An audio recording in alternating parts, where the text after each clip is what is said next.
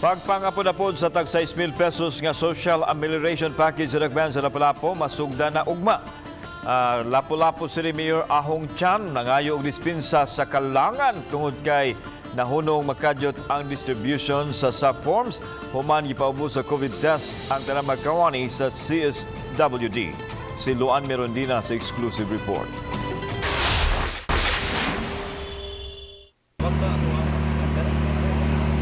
Ugmang adlaw, madawat na sa mga taga-Olango Island ang tag 6,000 pesos nga social amelioration package. Samtang sa Mayo 3, 4 ug 5 mopahigayon ang mga kawani sa CSWD ug validation sa mga social amelioration cards. Ug hayan sa Mayo 6, sugda na ang pag-apod-apod sa tag 6,000 pesos sa mga barangay sa mainland. Atong testingan diri sa Olango ug maayo ug namatay angay nga correction inigabot sa mainland, mahapsay na to ang ato ang distribution. Gipasabot sa mayor nga nalangan ang pag-apod-apod sa social amelioration cards aron pag-validate sa mga kalipikadong beneficiaries human magpositibo sa COVID test ang pangu mismo sa CSWD.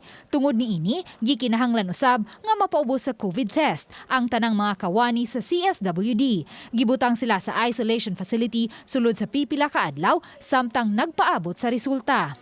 Siyempre, ato gyud taong unahon ang health sa atong mga social workers and also sa atong mga kaigsuunan. Kay simbako unya og nagpositibo tong ato ang mga social worker nagsuroy-suroy, maapektuhan ang ato ang mga katawhan. Ang mga nagnegatibo sa test ang mipadayon sa distribution o validation sa mga SAP cards.